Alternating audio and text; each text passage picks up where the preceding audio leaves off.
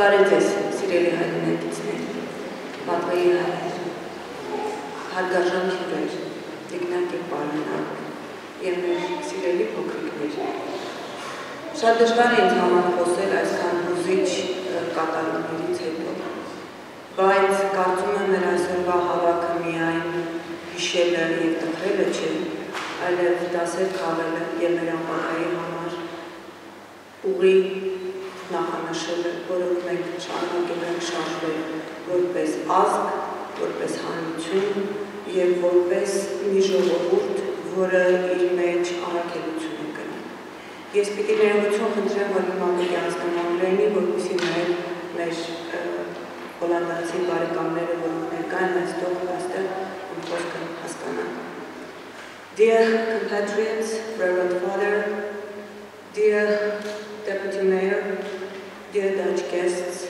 and dear friends who have joined us today, this day, it is very difficult for me to speak now after so many excellent performances that gave us the understanding of Armenian soul, Armenian heart, and Armenian music.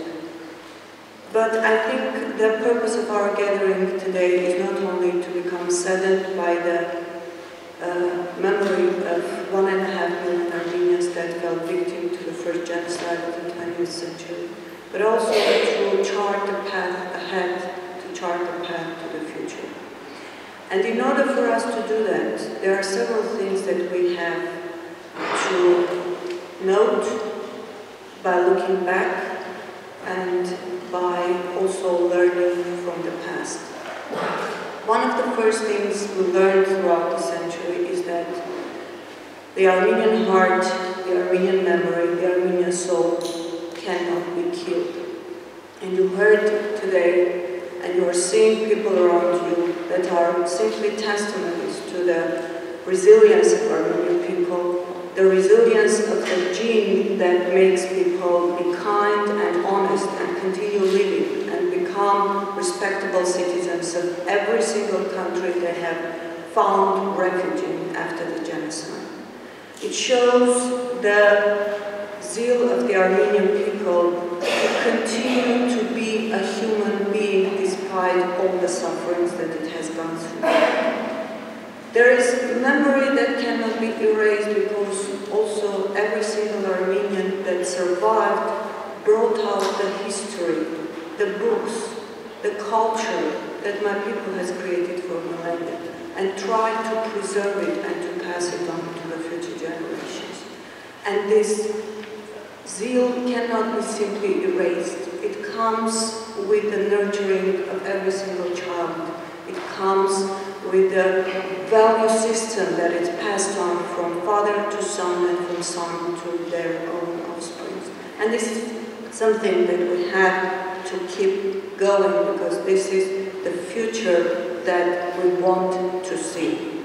There is also memory that we have to keep remembering, not only to pay respect to the people who died, but also in order not to have this crime repeated ever again. Unless we remember it over and over, unless we learn the lessons by remembering it, we cannot stop these kind of crimes repeating again. There is another memory, and this comes to the gratitude that we have to the people that helped us survive this ordeal that my people was going through. And I'm very glad to see Mr. Muir here, who is the family member of the missionary. Many of those helped the Armenian people to survive.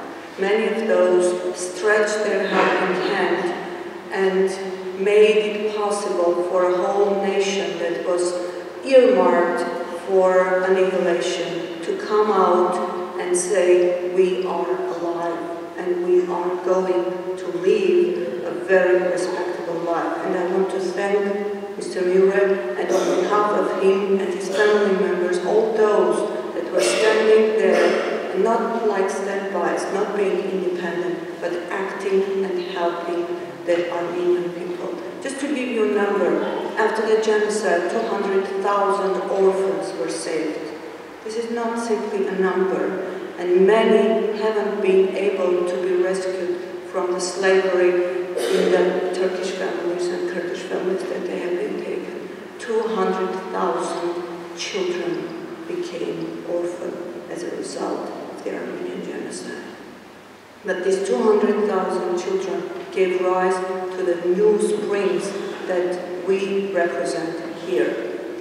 There is one more thing that we have to mark while going ahead, that we have a cause that is based on demands for justice. And it comes with recognition of the crime, it comes with condemnation of the crime, and it comes with a vow that every single person living on this earth should make not to allow that kind of a crime be repeated anywhere for any purpose. And for us to achieve it, we have to overcome the need for political expediency, to overcome the need to put aside the urgency to act out of certain economic and political interests. Unfortunately, 100 years from the day of Armenian Genocide, we see the same kind of expediency playing in the policy making in different countries. I'm thankful for the Dutch Parliament for its steady stance and support to the Armenian cause. It is there because it realizes that it's the right cause. That's the way to go ahead with the prevention of genocide. And I call on everybody, every single country, every single person, not ever to be independent and negligent of a crime being committed in front of their eyes. No matter how hard it is because of these courageous people like Mr. Mure, Missionary Mure, that peoples survive, that humankind survives, and the human values survive. Thank you very much.